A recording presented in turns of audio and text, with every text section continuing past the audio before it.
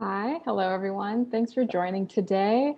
So I'm Amber Footman, class of 2013. We're just going to start off with some introductions, quick 30-second introductions from all the mentors, and then we're going to hit a discussion question, pause, and have time for you all to ask us more general questions before we head into those breakout rooms eventually. But yes, right now I am a federal contractor. I'm supporting the State Department in the Overseas Security Advisory Council. I'm a program manager. And I have been contracting for about the last 6 years. And I've also been a Peace Corps volunteer. And so generally international affairs contracting work is what I've been doing. And moving it on, I think can we just popcorn this particular session? So just pick the next person after you have your turn, mentors, please. So I'm going to call on Ralph, please. All right, thank you, Amber. Welcome, everybody. My name is Ralph Mamiya. I am currently also working for the federal government at the Department of Defense, but I just started there. I'm working remotely, and I am still living and talking to you from Geneva, Switzerland. Most of my career has been with the United Nations, mostly in peacekeeping, and as well as some humanitarian work. And I consulted here in Geneva for a few years. So that's me. Thank you. Oh, and I will choose Janine to go next. Great. Thanks and welcome everyone. I'm Janine Madan Keller, class of 2010, and I was an international student at Vassar. I grew up in Mumbai, India. But since growing up in Mumbai, India, I would say I've spent more than the majority of my life living in different places all around the world, including in West Africa, where I had the chance to work with Anna, who's also joining us as another mentor in this group today with the World Food Program. And I currently live in Washington, D.C., and I work at a think tank called the Center for Global Development. And I mostly do research there focused on global health issues. My colleagues and I think about how rich country governments and international organizations, UN agencies, as well as others like the World Bank and the International Monetary Fund can make sure their policies, their programs, and their operations are working as well as they can for people in low and middle income countries. So thinking about how we can get better access to medicines, but also importantly, kind of COVID-19 vaccines right now for low and middle income countries. So I'll stop there and maybe pass it to the next square, Rob. Thanks very much. Hello, everybody. Great to be here with you all. I'm Rob. I am a researcher who leads research projects on international humanitarian response at a place called the Center for Human Rights and Humanitarian Studies, which is based at Brown University. Also doing a PhD in international relations on similar topics at Brown. And I also do some adjunct teaching as well at Brandeis. Yeah, the other thing I think I'll say is that I think is interesting to note that I had in my past a very non-linear career path to get to this point. When I was at Vassar, I did not study international relations. I had no interest in international relations whatsoever. This is an interest and a passion of mine that really emerged after I graduated, but when I was at Vassar, I was a drama major. So I had some twists and turns, but that's what I'm doing now. Jeff, I'll tee you up. Great, thanks, Rob. Hi, I'm Jeff Warner. I'm a Foreign Service Officer at the Department of State. I've worked there for the last 10 years.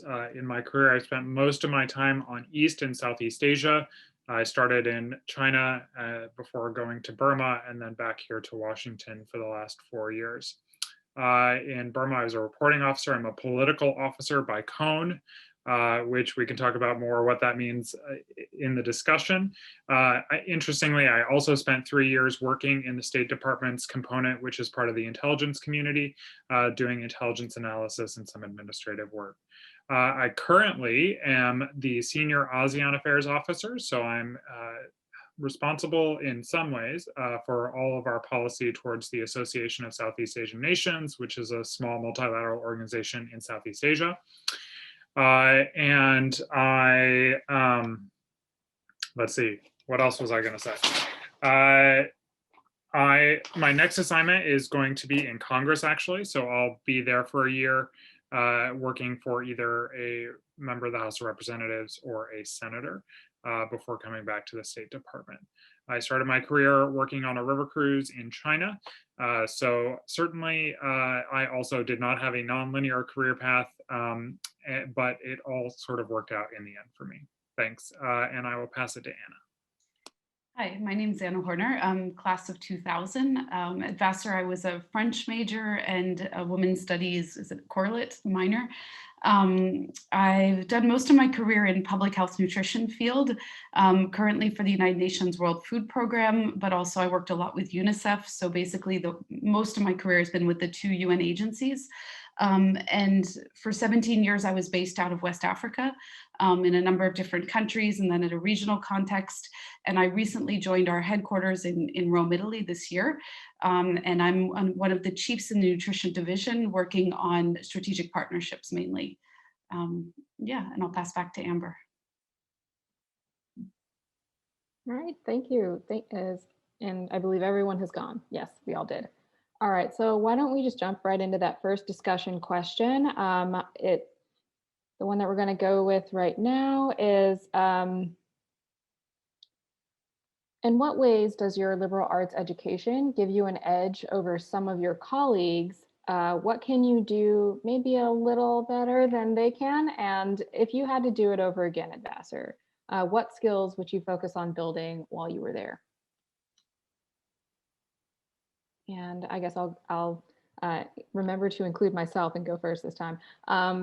So I think the liberal arts education really does give you an edge over some programs because you have the ability to be very broad with the liberal arts education. A lot of other programs that really just have a core focus and don't really prioritize things like the writing skills and the critical thinking and the communications aspects of everything that you get being at a very liberal institution like Vassar. Sometimes it can be maybe a little bit more apparent when you're in the working world.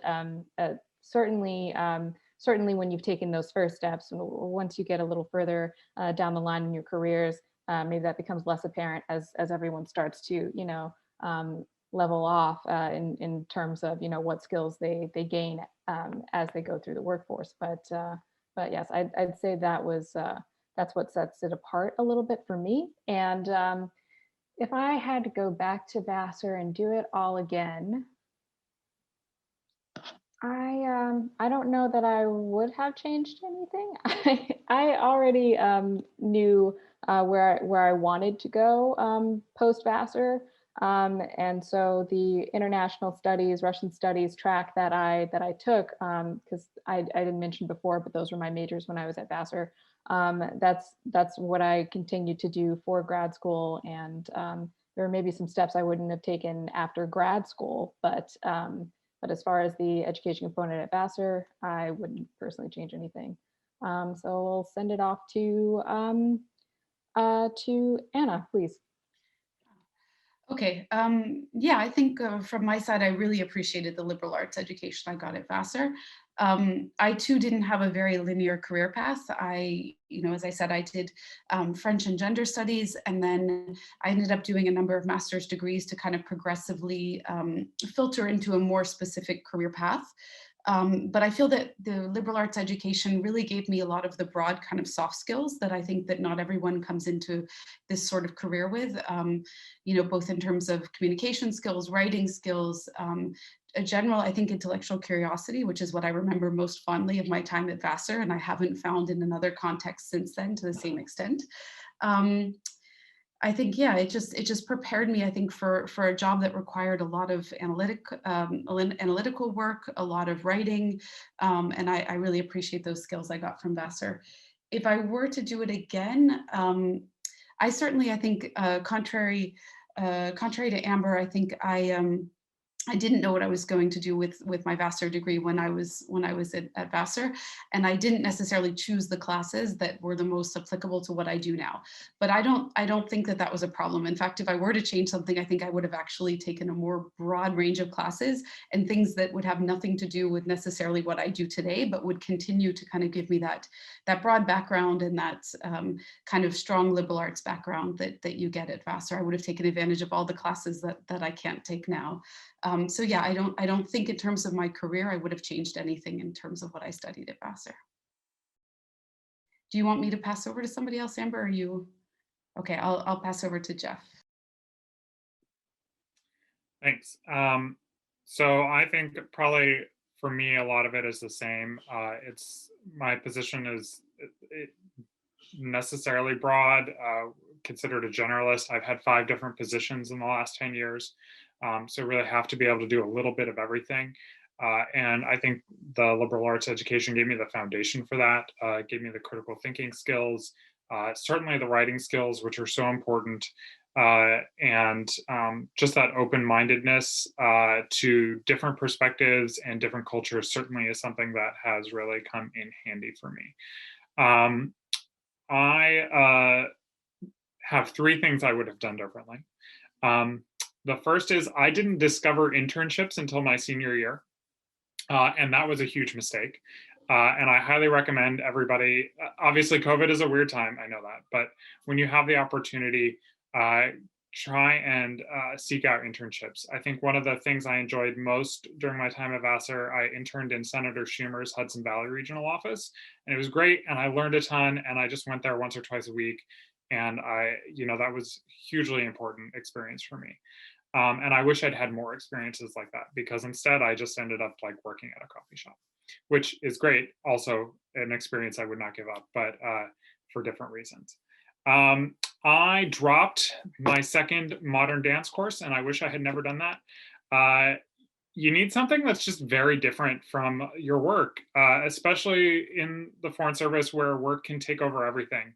I have no misconceptions that I would have been a dancer, but it would have been nice to have really had that strong foundational hobby coming out of Vassar. I struggled for a few years to figure out what I was interested in before figuring some things out. And then I wish I had taken economics at Vassar, and not necessarily because I think Vassar has the world's best economics program. It's just that I took them in summer school, and because I hadn't taken them at Vassar, so I learned them in about 6 weeks. And this was intro, micro, intro, macro, really the basic stuff. I found that it's very important for careers in international affairs. Certainly, everything I do, I'm a political officer, but everything revolves around economics in the end of the day. So I wish I had taken those courses when I could have fully learned them rather than trying to cram them into one summer. And I did end up taking them in grad school as well, but I could have had a much better time with it. So those are my 3 suggestions of things I would have done differently. And I will pass it to Janine. Great. I think a lot of folks have already echoed all of the things that I am so grateful to Vassar and my liberal arts education for.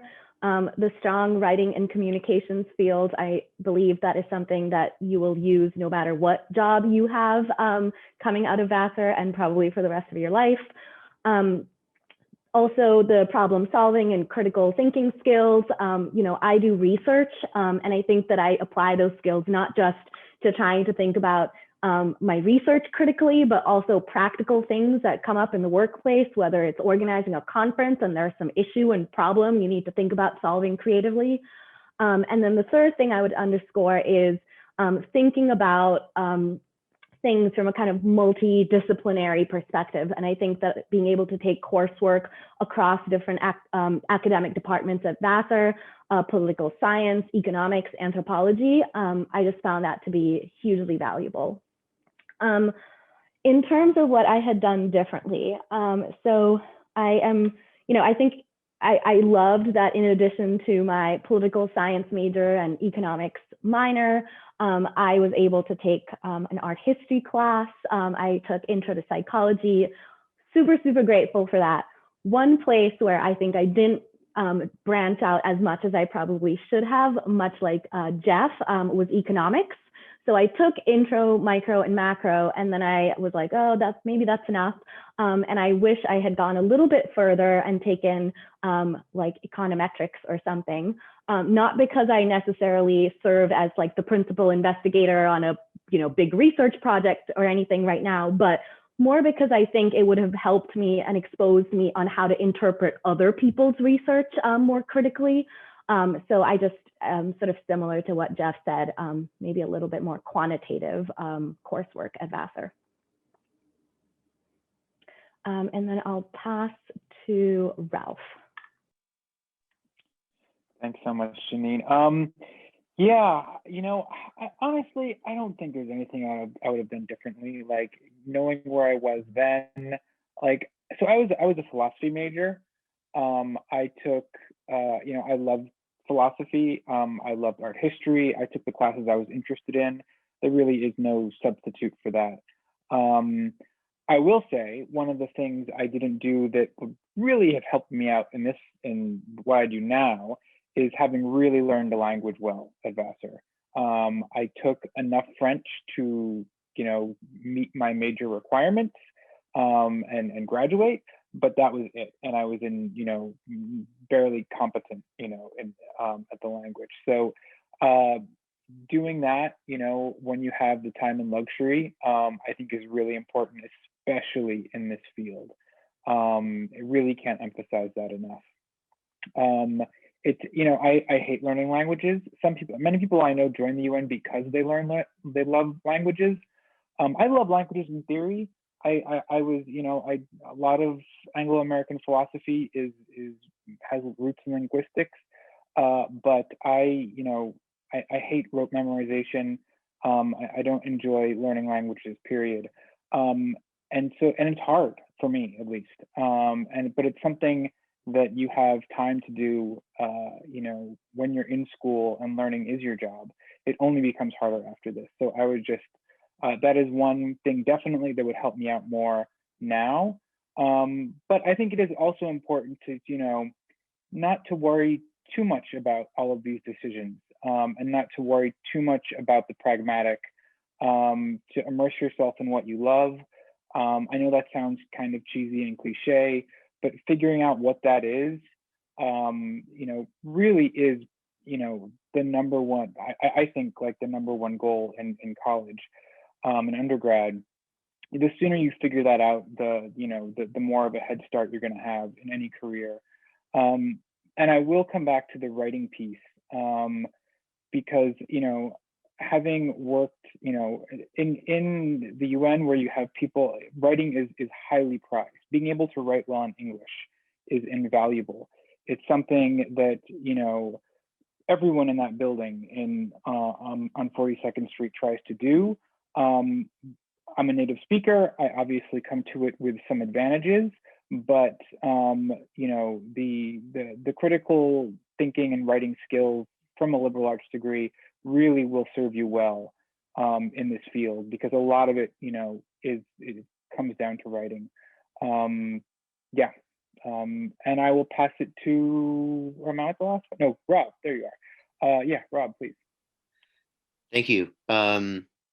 People have mostly said what I would say, but I'll just hit a couple points to reemphasize them. And actually, I'll first say that, as I said earlier, I had a very weird career trajectory.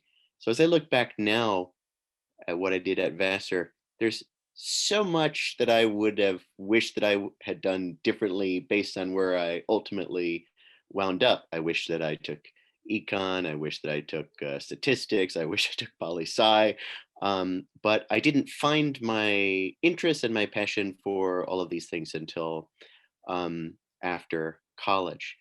But what some of the other mentors have said before that resonated with me is my time at Vassar did cultivate in me intellectual curiosity and this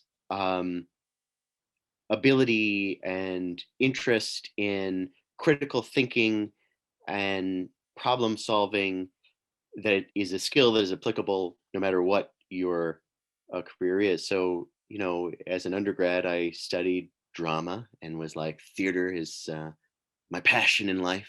And that's all I really care about. As I sort of continue with that over the years and shifted my interests, I do think that my liberal arts background, even though it helped me at Vassar pinpoint my interest in theater and explore that and really go deep into that, it also gave me a broader intellectual sort of template so that when I was sort of thinking like, this isn't what I want to do anymore, I had some things at my disposal to sort of help me figure out how to reorient. So I'll say that. I will say two things. Other mentors have said this, but I don't think I can stress them enough. One is language. I did not take learning a language seriously. I took Spanish and did not perform as the best student in that particular Spanish class. And that is actually one of my biggest regrets looking back. I mean, Ralph said it great. It's just such a great opportunity that you can learn a language. You can take a language class and learn, and that's something that is going to be a valuable skill professionally if you're going into the international field in some way, but also personally, it's a very just valuable and enriching thing to have. The second thing is, I think Ralph also said this, but others said this, is writing skills. I wish that I had taken seriously as a student developing my writing skills. I, as a student, took very seriously developing my playwriting skills, but when it came to other classes and writing papers, at the time, I viewed it as an assignment that I had to get done that I didn't necessarily have much personal connection to. Now, I essentially write papers for my job, which would have been very surprising to my college self to learn that about my future self. But writing in that way and in the classes that you're taking, writing the papers that you're writing is a huge part of developing your critical thinking skills, and the skill of being a strong writer and a strong editor is something that will be extremely useful to you in the workforce, no matter what you do. And I did somehow find a passion for writing and started to really cultivate my ability in it after college, and found that in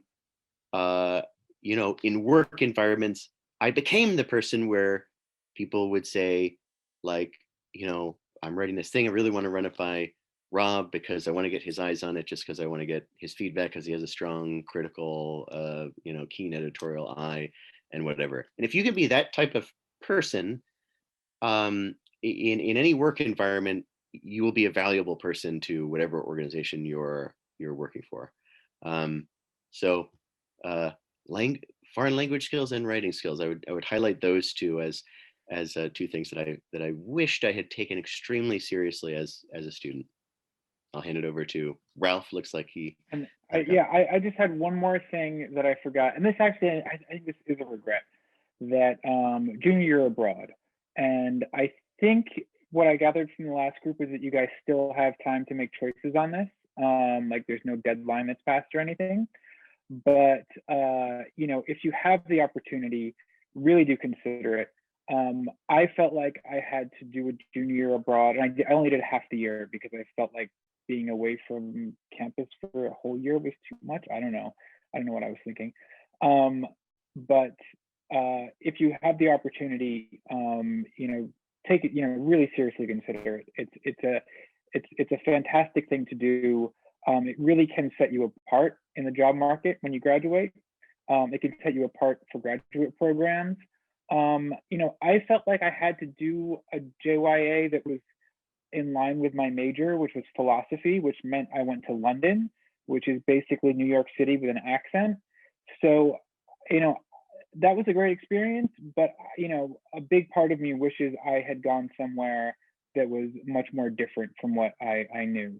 And so, yeah, I would emphasize that as one thing I really do wish I'd taken better advantage of. Okay, thanks, Amber. Thank you. Oh, and I will add about JYA programs. Really think about the cost and how you're going to get funds for a JYA program if you're choosing to do that. I've done JYA, but then also internships where I had to take out loans in order to do programs. So depending on where you are, the sooner you look and find out what your financial situation is and how you're going to get funding for that, the better. That is the main thing that I will stress about JYA. And if you do go to London, you can work. I waited tables when I was there. That's probably not the case in every country.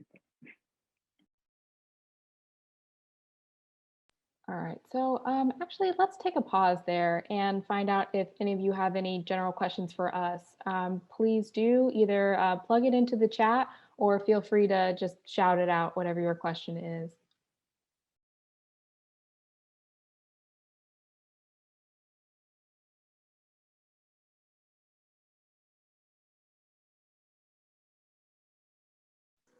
I guess I have a question, and then any of you guys can pick this up really. What is like the day-to-day of your type of job look like? I know it's really vague, but there's a lot of room there. Sure, I will. I'll start this one off. In my day-to-day, I am, well, with the pandemic, I have actually been to my office one time. So I actually get up out of my room and log onto my computer sometime around 8:15 in the morning. And I basically sit there and go through, Zoom meetings, emails, putting together one document or another until about, I don't know, 6:30, 7 o'clock, and then log off and, do it all over again. I will say that I do try to make my my space in my apartment, even though it's not like the hugest apartment in the world, very intentional. I don't work in my bedroom. I try not to work in the living room. Sometimes the couch just looks too comfy though, and I mostly stick to the kitchen table with COVID. And I mean, throughout the day, in addition to getting emails and tasks, I have a lot of notebooks like this one that I bought for myself when the pandemic started, because I knew I wasn't going to be able to just go into the office and grab more, and tons of pens for myself. And I fill these things up with just nothing but to-do lists all day long. If I don't write it down, I will forget it. And sometimes it really is the small things that keep your peace throughout the day. A working list really helps me out. So if you're looking at me in a day-to-day, I'm sitting in front of my computer making more and more on my to-do list. So I will popcorn it over to Jeff. Thanks. So Amber and I both work at the State Department, so I think in some ways our work is probably fairly similar. I also sit in front of my computer all day long. So I said I was the Senior ASEAN Affairs Officer, which is kind of a fancy term we give to a desk officer. A desk officer is somebody who works in the headquarters of the State Department and sort of coordinates all policy towards, usually it's one country. In my case, it's one multilateral organization.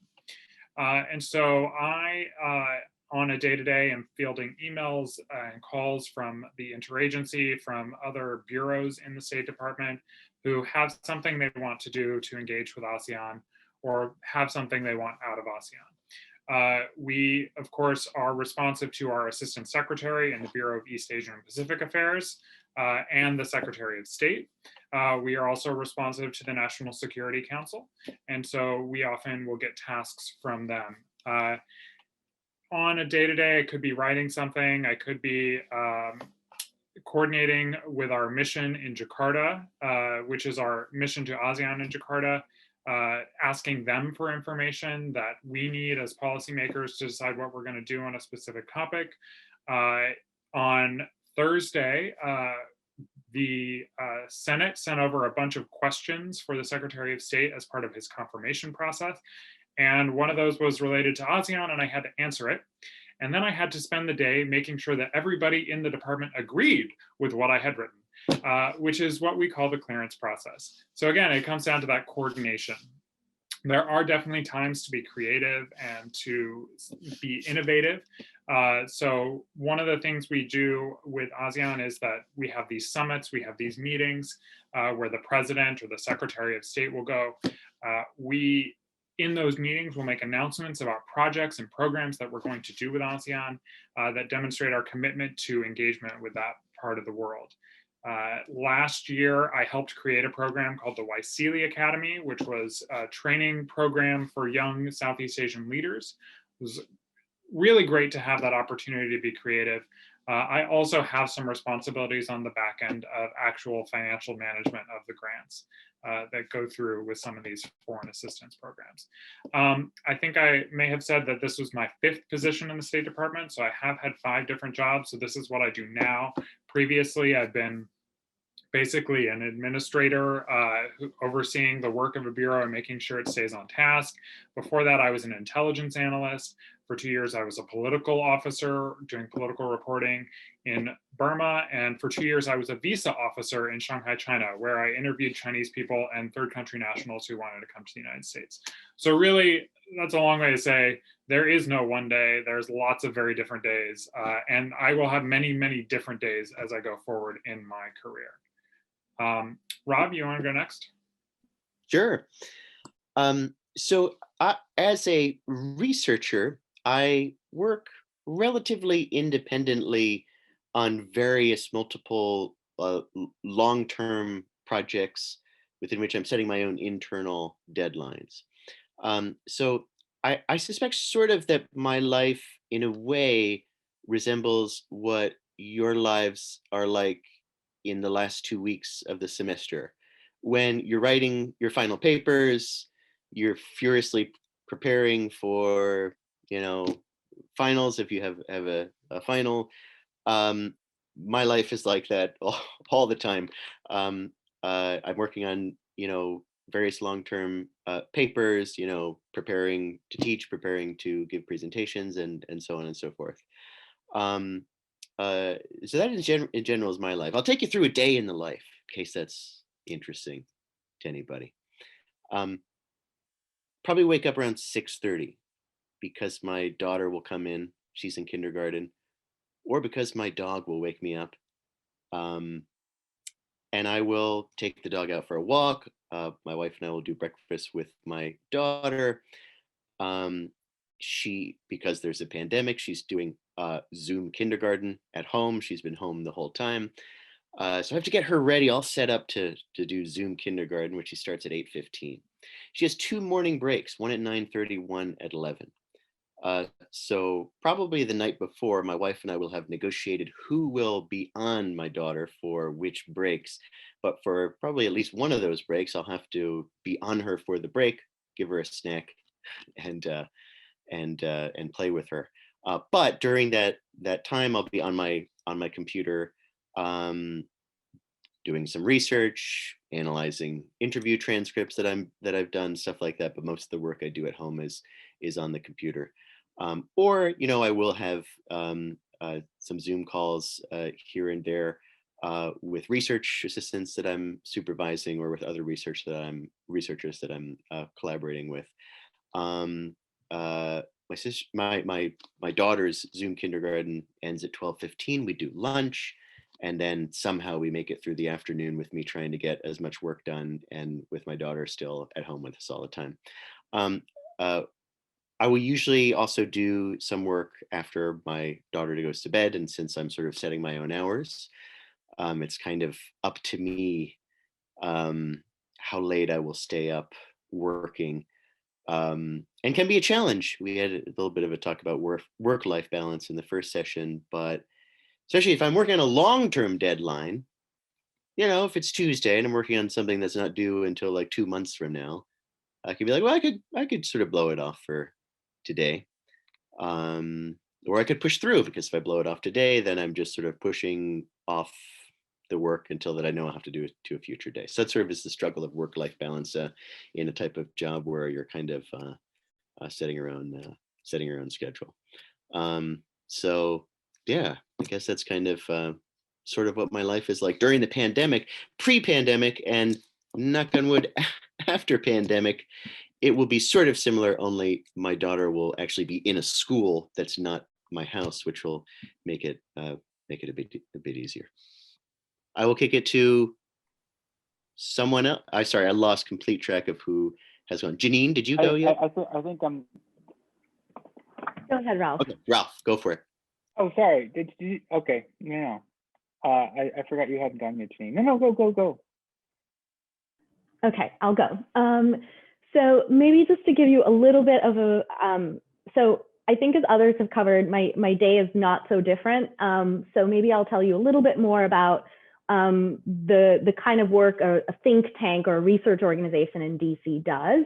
So the organization I work for, the Center for Global Development, we do research, a lot of kind of economics type of research focused on low and middle income countries. But our research is kind of organized around different programmatic or thematic areas. So I have colleagues who work on education. I have colleagues who work on gender equality. I have colleagues who work on migration. I work on the global health team. And so a lot of what I do is similar to what Rob said. So we do research. So I definitely spend a good amount of my days actually doing research, analyzing data, writing papers, writing reports, checking in with research assistants on my team.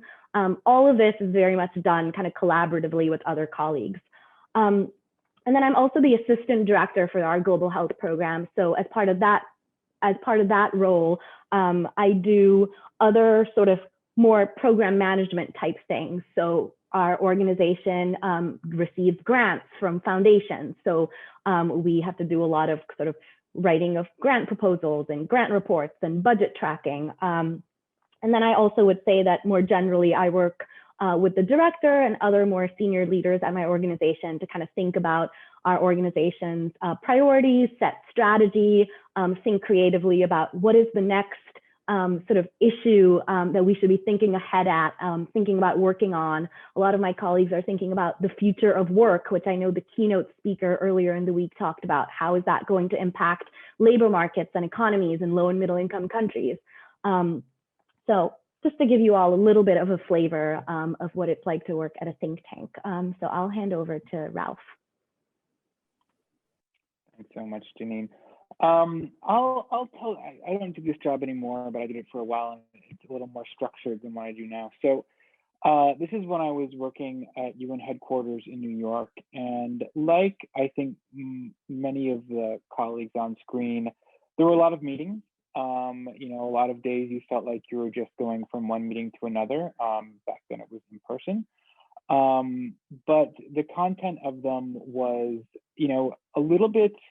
There was a lot of planning around the UN peacekeeping missions that we had on the ground. There were a lot of meeting with diplomatic representatives, the member states of the UN, especially if we were putting forward a new policy. I was working in the policy office then. So if we were putting forward a new policy, we had to sensitize the membership to that policy. Peacekeeping can be a controversial area. It involves the member states' militaries. It's often the larger, richer countries that pay for the peacekeeping budgets, but it's often the smaller and poorer countries who actually send the troops. So when you're developing policy on peacekeeping, especially on the protection of civilians and human rights, which is what I was working on, you get a lot of different opinions out there. And it was, sometimes you're defending the policy, sometimes you're trying to persuade, sometimes you're just trying to raise awareness and lay some groundwork. And then there was also a lot of engagement with the missions on the ground. So the peacekeeping missions, most of our largest missions were in Africa, are in Africa, and speaking with colleagues there on the phone or communicating by email, whichever it may be, or by video conference on sometimes just a basic update, sometimes a request for information or assistance, and sometimes there were crises. Those always tended to happen, in the sort of Christmas period when nobody else was around, and you get called up to the crisis center. So yeah, there you go. That was not a day, but sort of the rhythm of the place. And I'll send it back to Amber. Sure, thank you. So the next question that we'll get into is what drew you into this field of work, and what's the appeal? What are drawbacks or challenges to working in this field? I know that a lot of you have some non-linear paths to your role, and if you could speak more specifically on what it was that snagged your attention and got you into the specific areas you're working in now, it'd be great. Oh yeah, I guess I'll start. Coming out of Vassar, I didn't say, I will be a federal contractor, but I knew I wanted to work with government. And I was focused on Eurasia, and I still am. I still get to do Eurasian affairs type things in my everyday role as a program manager at the Overseas Security Advisory Council. But at the same time, when I got into contracting after Vassar and after grad school, frankly, the work itself is what drew me, is what pushed me into a specific niche, and that niche would be program management. As a person who handled administrative tasks, but also document control, but also setting up meetings, setting up webinars on specific topics, being a person who had worked with the Foreign Service Institute on putting together classes for foreign service officers who are in consular affairs. Just seeing how much value is added when a program runs efficiently and effectively, and then also being able to say, oh yes, that was my suggestion for a process improvement. That was an initiative that I started to communicate with our members by putting out this this document and how we share information. That's what's drawn me more to the programmatic side of things. And I can't say that I'm done in the evolution of my career at this point. But I mean, I'll probably still keep my regional focus. I really do like Russia, Central Asia, the Caucasus, and Eastern Europe. But yes, that's what drew me to where I am now. And okay, so I will popcorn that off to Janine. Great, thanks, Amber. So I think the sort of combination of coursework I took at Vassar, which was essentially kind of political science, French, and economics. I think I always gravitated towards sort of international affairs, international development. I think there was a lot of meandering within that general sphere of where exactly I would land and what different things I ended up doing. And I think for me, it was mostly a kind of, whether I was going to be doing a job that what I would think of as being a little bit more operational. So working at an organization, a big international NGO that actually runs programs in countries around the world, or an UN organization like UNICEF or WHO or WFP, where I had some experience doing that. And then there was this kind of other pathway focusing on these issues that were a little bit more focused on research. And I think after my grad school degree, where I was able to kind of, I think, build up a little bit more quantitative research skills, that was just kind of the path I gravitated towards. And And so I think of, some knowing what I wanted to do, but some of it was chance and some of it was opportunities popping up here and there. And so the second part of the question about what are some of the drawbacks, maybe I'll start with saying what I like about it, which is I really like and find the sort of level of rigor and intellectual rigor of my job and working at a research organization to be very satisfying. It was something I always knew I wanted, but I didn't necessarily want to go back to academia, or I haven't yet gone back to academia. Doesn't mean I won't at some point in my life. And I always found working to try and shift policies to be something that could have a lot of impact and be really rewarding. The flip side to all of this and the drawbacks and the challenges is that it takes a very long time. It takes a lot of different people involved, agencies involved, institutions involved. It's just, those are hard needles to try and move. I think that's sometimes hard. It's sometimes challenging to think about things that have really, really long timelines instead of more specific, concrete things that you can put on a to-do list and check off. And then the other thing is, I also think sometimes with research, I've also just found that you are several degrees removed. You're not necessarily working as a, peacekeeper, or you're not necessarily working to design or deliver an actual program. You're not working in a health clinic in a specific country. I'm sitting at a desk and doing research. And while I find that intellectually stimulating and challenging, it also comes with a few challenges and drawbacks, and so it's something I struggle with sometimes. So maybe I'll pass over to Anna.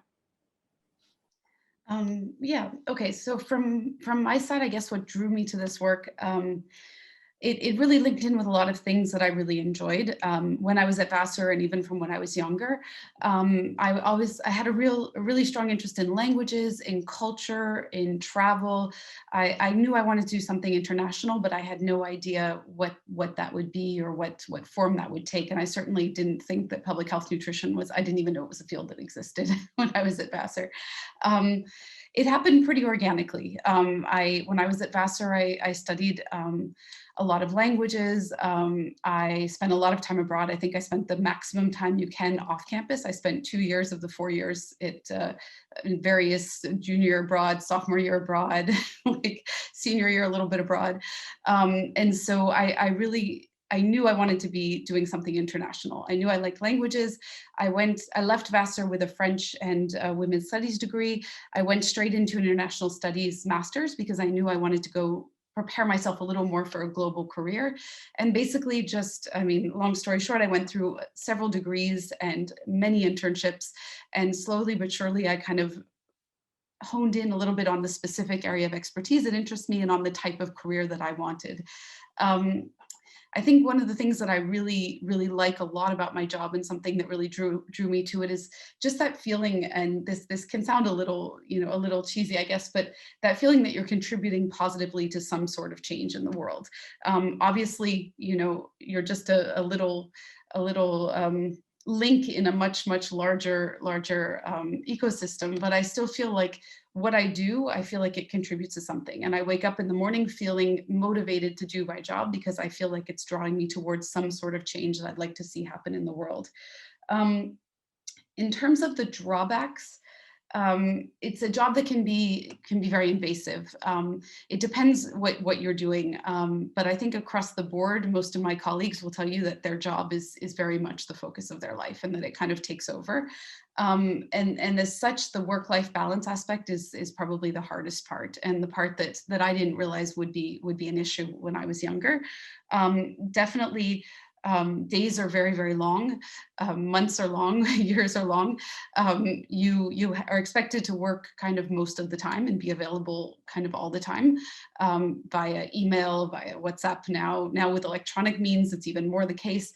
But a lot of my colleagues and myself when I was younger are based in countries and even in sub-national areas where you're really working all the time. So you live, I have a lot of colleagues who live in our office in the various, like they'll live in a sub office in a country and they live in the office. So it's very hard to find any sort of balance, any sort of distance from the work you're doing and break from it.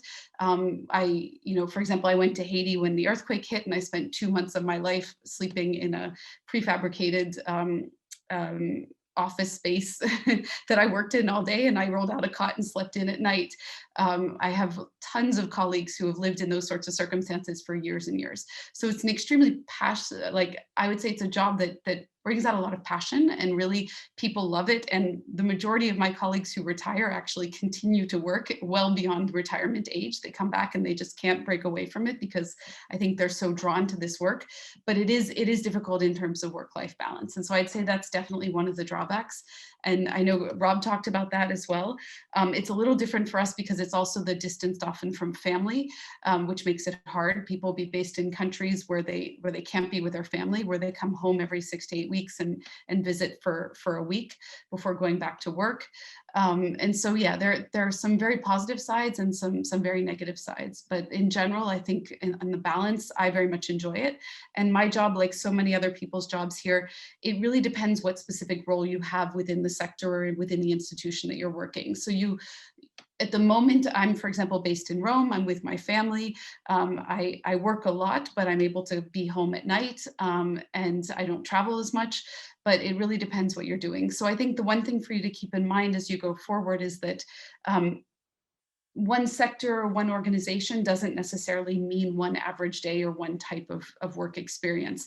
Even within a sector or even within an organization, there are many different ways to do the job, and there are many different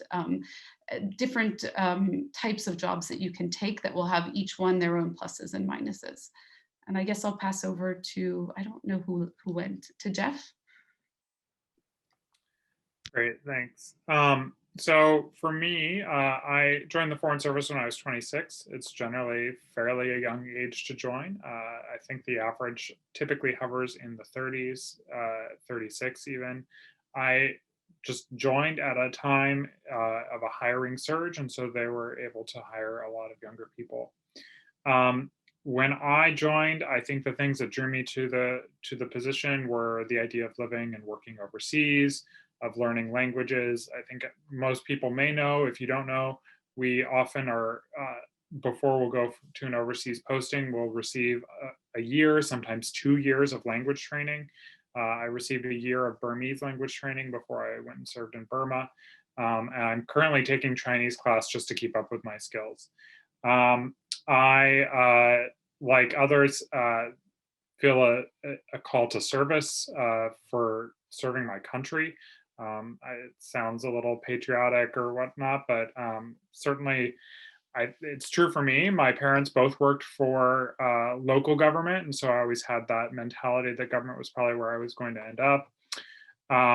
I also, there's a lot of stability in government work, and as a member of the LGBT community, when I was setting out on my career, the world was a little bit more of a scary place. Not to say it's not scary for some people still, it definitely is. But a government career and tenure offers a degree of protection that the private sector doesn't necessarily. And then the other thing that drew me to the Foreign Service definitely was like the ability to change jobs every few years. I like the ability to stay within one career while doing many, many different things. And it's just expected. It's not the exception, it's the rule. Now that said, there's lots of drawbacks to the career. The changing jobs also usually means moving. Now the Foreign Service does actually hire people to come pay for you to, like, they will pack all your stuff and then move it, which is very nice. But you know, it still is moving every few years, making new friends. You're also, in some places, you're pretty constrained to the embassy community, so you live in a small bubble. So Burma, because the lifestyle, the quality of life, the economic level was so different from our level as US diplomats that it was hard to make friends locally. And the people you could were all basically cronies and corrupt and not people you'd want to be friends with. And that's a broad overgeneralization. But it really limited who we were able to make relationships with, and everyone is very transient. So you have to be somebody who is up for this. And there certainly is a type of people that is up for this. I think probably some of us on this call are those people. I know for one that I am. The State Department is a huge bureaucracy. I have not ever really worked anywhere else other than this cruise ship, which is weird and can't generalize to anything else. So I defer to some of my other colleagues here on the call who could speak about working for other organizations, but the State Department is a big bureaucracy. It's not a particularly people-centered bureaucracy. That is changing, and that's changing because my cohort of people who have different expectations for what our lives should look like and the treatment we should receive from our employer. But that's slow internal change within the system. And that's just a fact of life. And some people will chafe against that system and they will decide ultimately that it's not for them and that they'll have to leave. And then the last thing is that as career civil servants, we are apolitical. We serve policymakers who are political. The State Department is the most politicized of the federal bureaucracies. We have the most number of political appointees throughout the federal system, I believe, at least on per capita. Probably DOD has more just by the fact that there's so many people there. But that often puts you in a position where you may be implementing policies that go against your experience, go against your expertise that you don't agree with. And you have the choice to implement those policies faithfully because those are the decisions of our elected representatives and their representatives, or you have to make the choice to leave. And certainly, I think that's probably been fairly true for any administration. I think we saw lots and lots of people leave in the last 4 years. I don't really want to get into any specific decisions that may have graded against me, but certainly it is something to keep in mind that you have to implement the decisions of the people who make those decisions. That's it for me, I think. Now I totally have forgotten who's spoken. Rob, did you go? I did not. I can Okay, go. great. Once again, people have said much of what I would say, but I'll just sort of hit it from my experience, the question of what drew me into this work. First of all, I think this question is extremely important and very important for all of you all as sophomores to just make sure that you're interrogating yourself on this question of digging a bit deep in terms of what is it that is actually driving you to want to do the things that you seem to be driven to do career-wise. And it's a question that I grappled with a lot because I went through such a big career shift, initially doing theater, which I felt in my heart very deeply at the time was incredibly important, incredibly fulfilling. It slowly over time stopped being as fulfilling as it was in the past. And so I know what it's like to know definitively what you want to do and have a deep passion for that. And I know what it's like to go through that phase of, oh, actually, I'm not sure what I want to do and I need to sort through it. But ultimately what happened to me is sort of similar to, what Anna said and similar to what Jeff said. I am ultimately driven by something that comes from a very deep place of wanting to try to understand the world and trying to shape the world in a more just way in some way. And in some way, as I was going through my career change, this is something that I very much connected to. And I, became very intellectually interested in international armed conflict. But essentially, for me, it was driven by this sort of more like a deeper sort of moral notion of knowing that there are great horrors that occur in the world, and in what way can I in some way engage with um, increasing our understanding of it, or mitigating what those are. And that is what drew me into this career. And that's sort of a bit broad. And I think all of us here on this panel have situated ourselves a bit differently in terms of that question, in terms of, do we want to be more on the side of understanding it, the side of research and scholarship and academia, or do we want to be on the side of being an active frontline worker, or do we want to be at the policy level? Or where I am more right now is doing research that tries to bridge the gap between those two places, and that sort of is where I have found myself. On challenges, the one additional challenge that I'll mention is a challenge that people will find in the think tank world is essentially working a job that is funded by what people call soft money, funded by different grants that are coming in, and essentially your job stability, my job stability, has depended on whether I can keep bringing grants in, or if I'm working on a grant, whether that grant will get renewed. So when I worked for, I think, 8 or so years at the Harvard Humanitarian Initiative, I was working on a particular project that lasted for 8 years, but each year it was a 1-year grant each year. It had to be renewed each year. So in, say, November of each year, it was there was a little bit of uncertainty about whether the grant would get renewed, and it always did, thankfully. But the other colleagues of mine work in other projects and other grants, their grants did not get renewed, and they lost their jobs, and that sort of is just a reality of engaging in the kind of job where you're sort of living off of grant money. And I find that now too in the research projects I'm working on, and I'm sure I will again when I finish my PhD and I am searching again for where I'm going to land after that.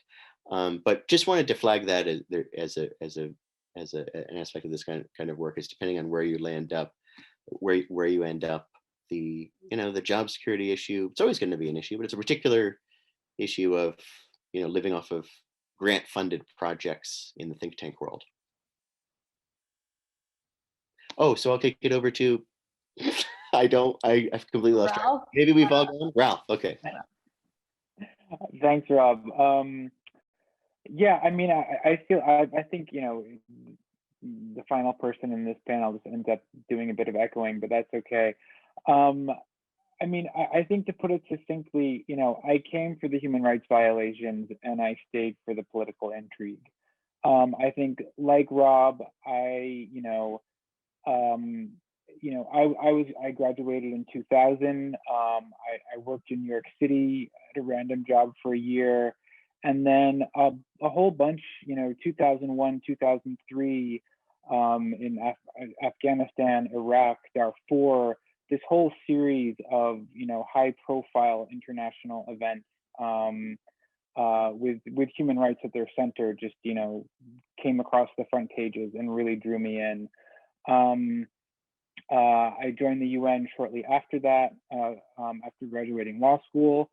And, I have to say that I still believe in the importance of all of those things. I continue to try to support human rights and protection in the work that I do now. But I'm definitely, I would say, a little bit more mature in my views of, the nature of these organizations, the challenge of making change through them. I don't want to sound cynical, but I think that, I wish I had probably paid more attention to, some of the realpolitik issues, which I think when I was at Vassar, I probably considered a lot of that, less interesting, maybe even a bit compromised. But, you know, I spent 5 years in South Sudan, and, you know, you think you begin to know the place after 6 months, and then the longer you stay, the more you realize you don't know. And I don't think that's unique to South Sudan. I think that will go for any country or region that you look at. You know, they're endlessly fascinating, and whether you're looking at a multilateral level or a individual country or geographic region, you know, the background forces. I mean, this is painting on, you know, the grandest canvas we have, and you know, those kinds of issues and the opportunities to work on them, and, you know, just to get paid to think about them is, you know, is something that's you couldn't ask for a better, you know, more interesting thing to do. Challenges, I mean, it's already been mentioned, but you know, aspects around travel, and I think especially if you look at the UN, the challenge of family and non-family duty stations. This was something totally not on my mind when I joined the UN. When I was young, I was single. It becomes a much, you know, it becomes real. Like, and not just, you know, not just the family concerns, but also, you know, you realize more and more, you know, there is a headquarters and field dichotomy, and, you know, certainly with the UN, and I think with most international organizations, whether they're NGOs or internet or UN type organizations. You know, a lot of the decisions and policies are getting made in New York or Geneva, and they're being carried out in other countries. And so, you know, it's exciting to be a part of that decision-making process, but it's not always, you know, an easy thing to become a part of. So that is something to recognize going in. And I know it's, you know, there is a big attrition rate in sort of the international, whether you want to call it humanitarian or development sector. A lot of young people come in, you know, spend time in really difficult circumstances. You know, like Jeff said, I think, you know, a lot of us here, you know, understand that, are comfortable with it, but it's something to keep in mind, especially, you know, the farther along this track you get. But there are some great opportunities, you know, especially when you're young. And I don't want to overemphasize it either, because that kind of challenge is something I think, you know, you'll see coming when the time, you know, when the time is there. But just, yeah, it is a challenge to keep in mind. And back to Amber. Well, thank you. Thank you for offering those perspectives. So do you have any questions based on the answers that you just heard? Please, again, feel free to plug it into the chat or just shout it out. Hi, I have a question. My name is David. I'm a science, technology, and society major. So my question is, what are some common barriers that you see students have in terms of entering these types of, you know, international affairs / global career sectors? So I'll start this one off. A barrier that I've seen some people have, I'm just going to go with myself on this one. Sometimes it can be money. Sometimes it really can be. In order to participate in internship and other program possibilities, I mean, I participated in the Georgetown Semester in Washington program between my sophomore and junior year at Vassar, and I took an international affairs course there. It was all part of that program and that component. And I had to take out a $9,000 loan to do it. And, you know, in order to have other possibilities, I took out loans. I'm still paying those loans, and not even part of my Vassar degree, but you know, just to participate in internships. And I had to turn down what would have been a pretty big internship. And sometimes I still think about, you know, what path that would have led me to had I been able to participate in an internship that was, that was unpaid, and they didn't offer much of a transportation subsidy. And so I had to go with something that was actually not so related to what I was studying this was my first semester of grad school. I had to go with something that was a little less related, but was still an internship in a professional office and getting those skills that way. But I mean, I went with Veteran Staffing Network, despite the fact I was, a Eurasian Affairs specialist, because they offered $10 an hour. So yeah, sometimes cash can really be something that turns you away from something that is perhaps more prestigious, that you worked really hard to get toward and get into. But I mean, sometimes if you don't have it, you don't have it, and if you have to go another route, you have to go another route. So I'll put that out there. Maybe I could come in there. One of the things, as we've discussed, I think in this group and also a lot with the previous group, language skills is something which I think is very central for international careers. In the UN specifically, you have to speak two UN languages to be able to get a job with the UN.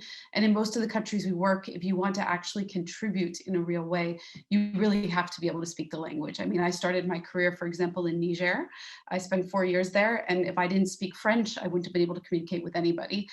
There are people who are based in some of those countries and don't speak the language, but you really are hindered in your ability to communicate and to really understand the place and the people.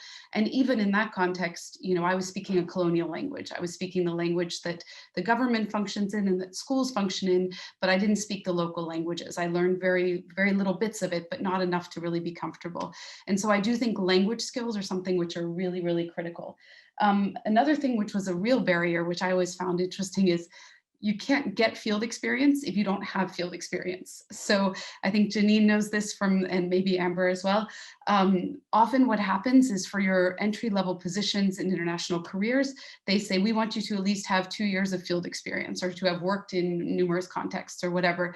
And it prevents you from ever really being able to get your foot in the door. So, I mean, there's some ways around that. I would encourage you already. I mean, we talked about this before, and these aren't, there's no easy way around that, but these are some ways you might consider taking advantage of all the opportunities you can, like junior year abroad and things like that. As Amber said, there can be real issues around that, but there are things like Fulbright scholarships. There are many opportunities to go abroad that can always help you gain some international experience. Any sort of internships you can do, and there are paid internships out there. Unfortunately, many of them are not, but many of the organizations that we work for here do offer paid internships. And particularly now with COVID, I think more and more is being done electronically. So that allows you to also maybe sometimes do things at a lesser cost.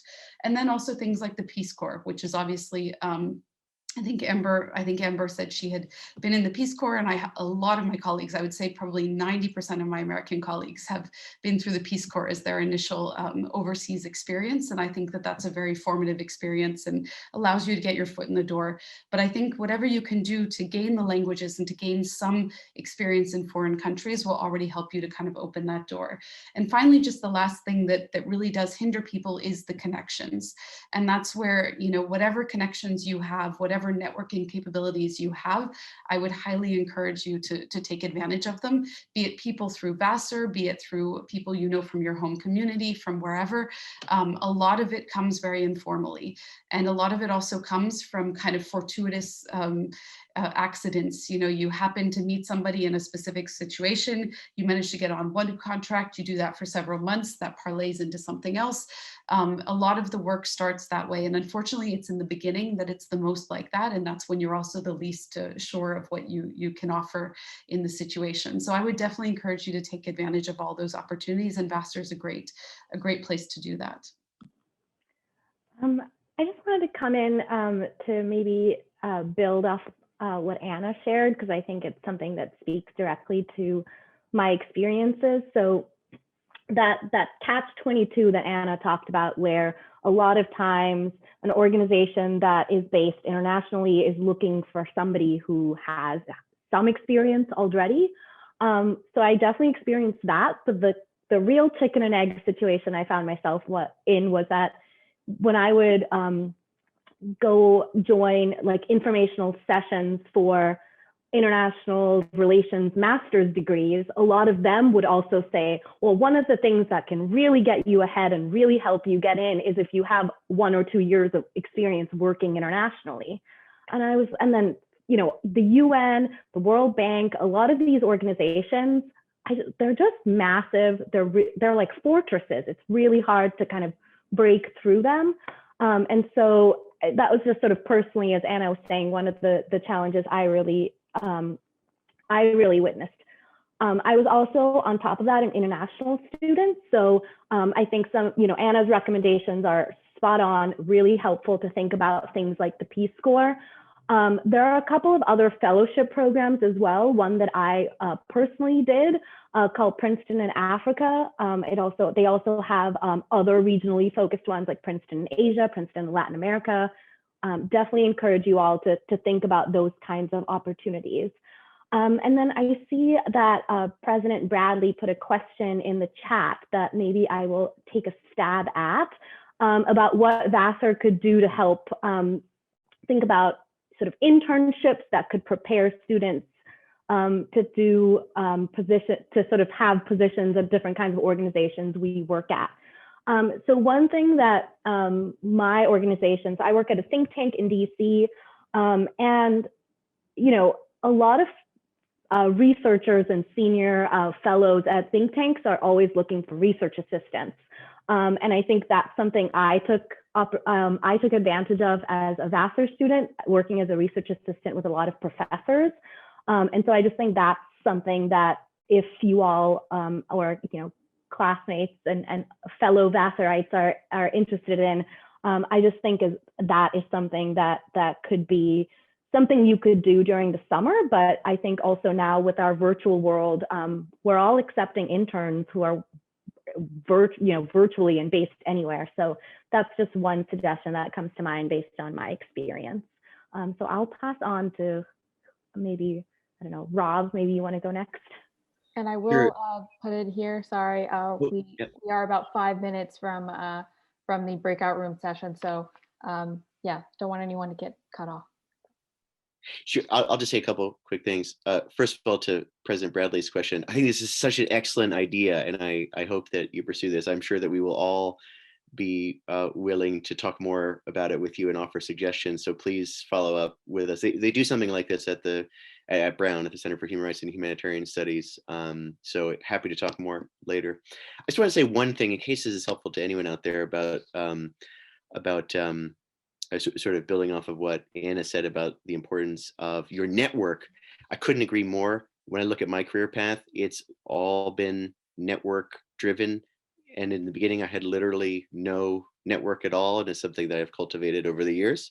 But what I just wanted to say is that as a college student, I did not know what it meant to have a professional network. And it did not seem like something I didn't want a professional network. I didn't want to view people as like, I'm only interested in cultivating my professional network. It seemed impersonal to me. It seemed weird to me. I was socially awkward. I still am socially awkward. I had social anxiety. I was like, I feel like creating a network is something that other people do. I am not good at that. But it is essential. And I found as I went on, it was not what I thought it was, whatever I thought it was.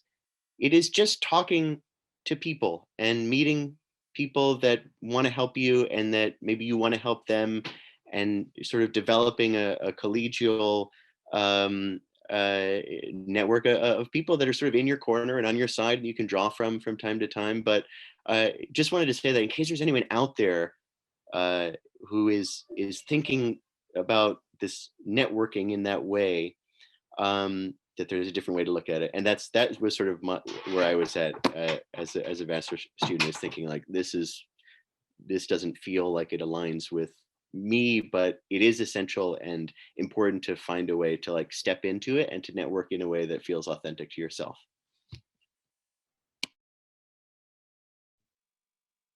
If we have a minute left, I just throw out a couple of other ideas and things. One of the impediments to government work often is a security clearance, which makes the State Department one of those jobs that you don't wait for, or you don't like. That's not the only thing you're trying to get at any one time, because even through the hiring process, I went very quick and it took a year, and the longest part of that is the security clearance. So you have to have another job while you're pursuing it. It's not necessarily an impediment because everyone can get it. Theoretically, I guess. I'm sure there are people who don't, but for the most part, it's not an issue of whether or not you get it, it's how quickly you can get it. I had to forego an internship because actually I had to forego 2 internships because I couldn't get an interim clearance in time because I had spent too much time living in China. And then in terms of internships, I'm happy to report the State Department is trying to figure out how to pay interns. That will be amazing if we actually do it because it's a huge impediment. And don't tell people I told you that. Also, really for the State Department, it's about a diversity of experiences. So really any internship you do can contribute to your career and being able to get in. I certainly think international experience is great. And a lot of the times those opportunities aren't paid. But as long as you do several different things and try and learn different skill sets, I think you can still be very successful.